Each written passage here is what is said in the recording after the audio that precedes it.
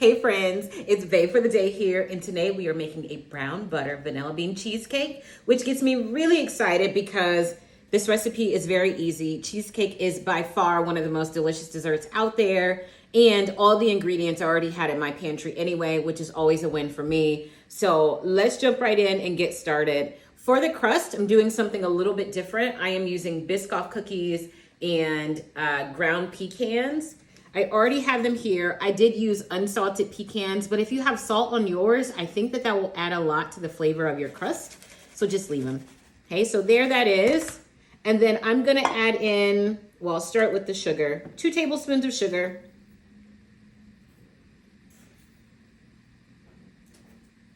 What's that? What you just heard was my oven. It's on 350 fan, and I've also prepared my pan, which you'll see in a second. And I prepared the brown butter. So I'm putting in about 1/4 cup of brown butter, and this should help bind all of these other ingredients together. If you have not hopped on the brown butter train, I don't know what you're doing in your spare time, because it truly is delicious and totally worth you making, and it will take you about 7 minutes out of your 24-hour day. So give it a try. That.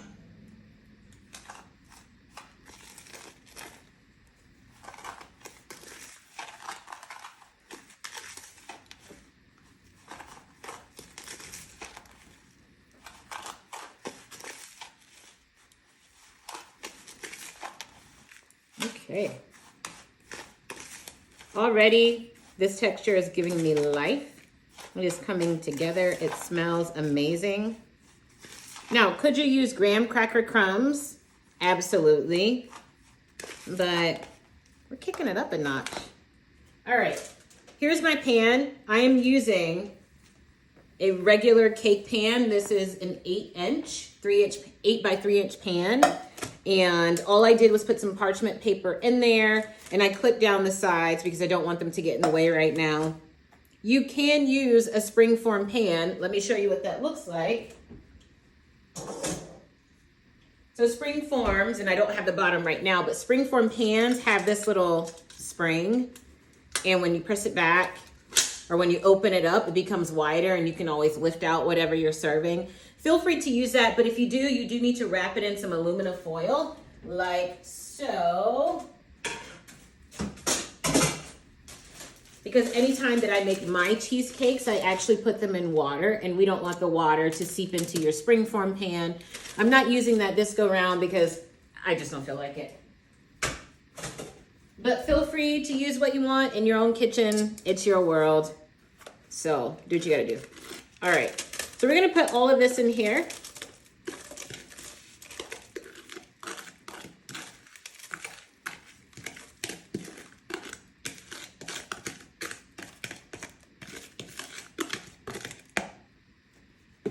All right.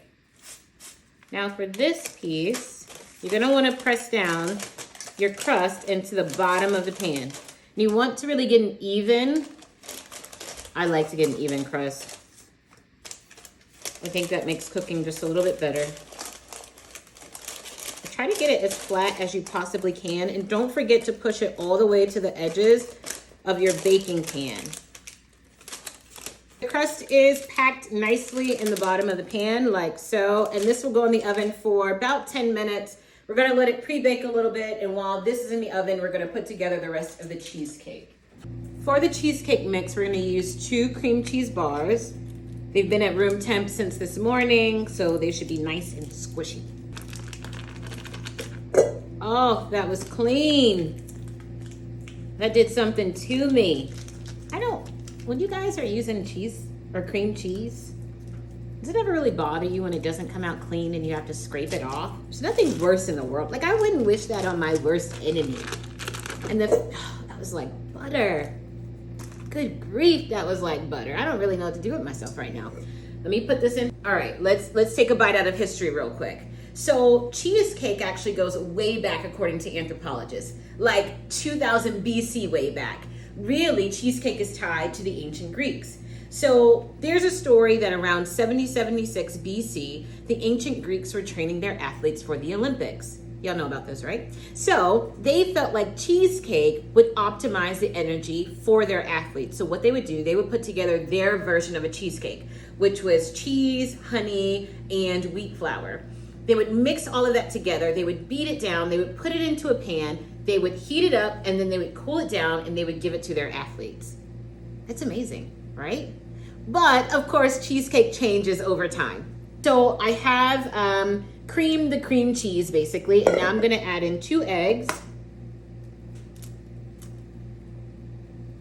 Oop, there we go.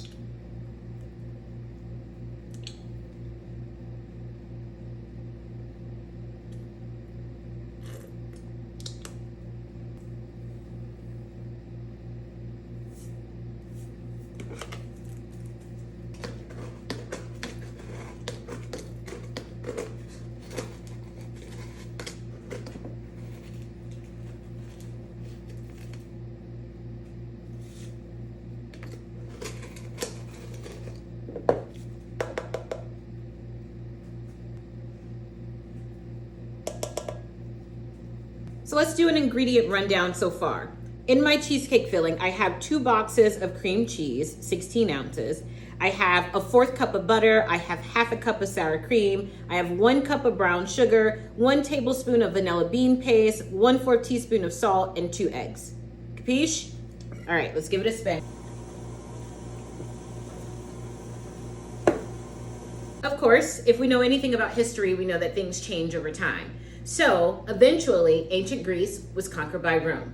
When ancient Greece was conquered by Rome, the recipe for cheesecakes also changed. So the Romans decided to add crushed cheese, eggs, and also serve it warm.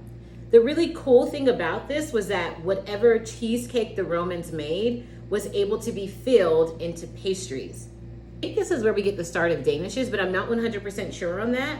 But we were able to use this cream cheese filling for different pastries that were made. Cool?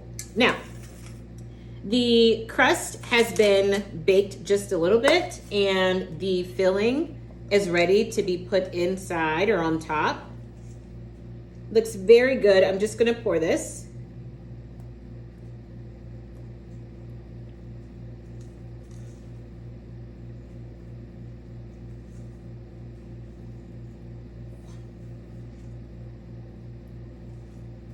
Wonderful, wonderful. All right. Give it a nice smooth over. I'm not just gonna put this cheesecake into my oven. That's the fastest way for you to get a crack in your nicely, beautifully made cheesecake. What I'm going to do is prepare what's called a bain-marie or a water bath. So a water bath prevents your cheesecake, if done correctly, and if the cheesecake gods are in your favor. The bain-marie will keep your cheesecake from cracking down the middle. It will allow your cheesecake to bake slowly. So what happens is, the cheesecake bakes very quickly on the side due from the heat in the oven. So that is cooked. The middle is not so cooked. It starts to rise and rise and rise and rise and rise. And then as it cools down quickly, a crack forms down the middle. We're gonna prevent all of that from happening. With our bain-marie, we're gonna place our cheesecake directly in the water. Let me show you what the bain-marie looks like. It's just a pan with some water in it. I'm gonna place my cheesecake directly in the middle of the bain-marie. The water will heat up. It will allow the cheesecake to still bake, but it will bake at an even temperature. And so they will all rise at the same time, we'll allow it to cool in the oven. We won't take it out. We're just going to cut off the oven, open up the door just a little bit, allow it to cool, and our cheesecake should come out nice and beautiful, provided the gods are in my favor, the cheesecake gods, all right? In 1545, we have the very first cookbook ever published. And in that particular cookbook, we have where cheesecake is described as this flour-based sweet dessert. And really, the only people who could try it were the wealthy.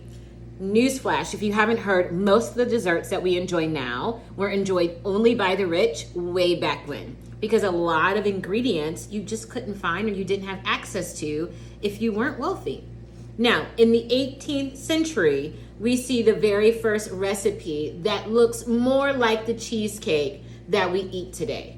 In 1545, the very first cookbook was published, right? And in that particular cookbook, we have this cheesecake where it describes this flour-based sweet dessert that was really only accessible to the wealthy. So newsflash, most of the desserts that we enjoy now were only accessible by the rich. And that was because a lot of the ingredients were either expensive to get a hand on, or they just weren't shipped to certain places. And even if they were, then really only the wealthy could afford to buy them. Bananas is another really great example of that. Bananas were for the wealthy because they could not be shipped to other places, or they would not grow in a lot of places. But we're not talking about bananas, we're talking about cheesecake. So in the 18th century, we got our first recipe that looked similar to what we recognize now as cheesecake. Now, over time, we've added eggs and we have removed the yeast because that was a part of some of those older cheesecake recipes. And thank God, because removing yeast allows you to have a much sweeter flavor in your cheesecakes. And this is the style that would migrate to the United States. Yeah, we love our sugar over here. The cheesecake is finished baking in the oven. And the next step after that was to allow it to cool. So the first part of that is to crack open the oven door and let the cheesecake cool for an hour or two while the oven is turned off. The next step is to put the cheesecake into the fridge and let it cool for 4 to 6 hours, and that will really allow the insides to firm up before we slice it. Our cheesecake has completely cooled. You notice how it hasn't broken apart, there's no crack down the middle, and it hasn't shrunk. So I know that the water bath worked just fine. And now we're gonna make a topping. We are going with a pecan praline top for this cheesecake, and I think it's gonna be really, really delicious. So I'm gonna start with a cup of sugar. And we are going to let that melt all the way. And I'm just gonna add a tablespoon or so of water in here. I don't like to just let the sugar melt because I never get caramel that way. I always have to add something to it. Fast forward to the 19th century, we have where the predominant flavor of cheesecakes has now changed to vanilla. Before, they were using rose water and spices and currants, and so they kind of shift to the left. They also change what they're putting inside of the cheesecake. So cheesecakes were traditionally made with cheese curds in the United States, and they changed that to cream cheese in the early 1900s. The cream cheese offers a creamier and fluffier texture, more so what we're used to. Now, in the 1930s, there was a German Jewish man by the name of Arnold Reuben, and he's known to have been the same guy that invented the Reuben sandwich, and so he has another moment of greatness here where he decides to switch out the cheese curds for the cream cheese, and he serves that in his string of successful restaurants in the middle of Manhattan. Now, once he serves this to his clientele, they are over the moon. They absolutely love it. It becomes very popular with different people who come to restaurants, but also with other restaurants who try to imitate this same exact thing. So we're gonna move ahead a little bit more in history to around 1949. There's a man by the name of Charles Lubin. Charles Lubin had a very successful company. He decided to walk away from that company to create a new company called Sara Lee, and it was named after his 8-year-old daughter. Now, Sara Lee served cheesecakes. That was what the company was known for. And so he would sell them to local markets and some of the local restaurants in New York. Now, about 5 years after he opened Sara Lee, he comes up with this idea to quick freeze his product. Once he figures out how to quick freeze his product, Cheesecake goes nationwide. When it goes nationwide, Americans fall in love with it, and it becomes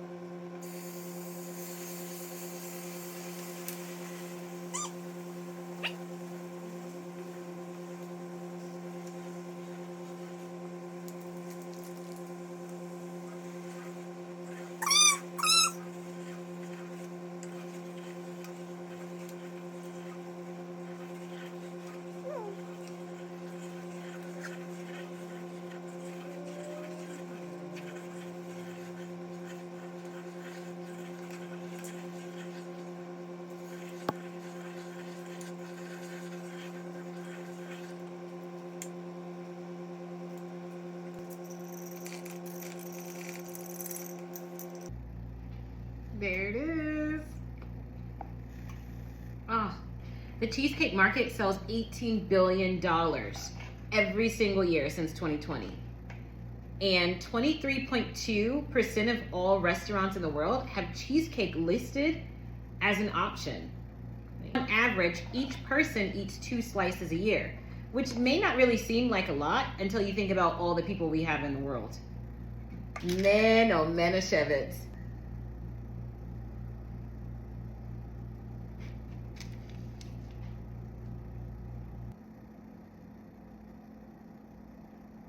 Oh my goodness, look at that. Wow. Brown butter, vanilla bean cheesecake with a side of history. Well, that's all, friends. Thanks for tuning in to Taking a Bite Out of History. If you like this kind of content, like and subscribe and turn on your notifications so that you won't miss a single episode.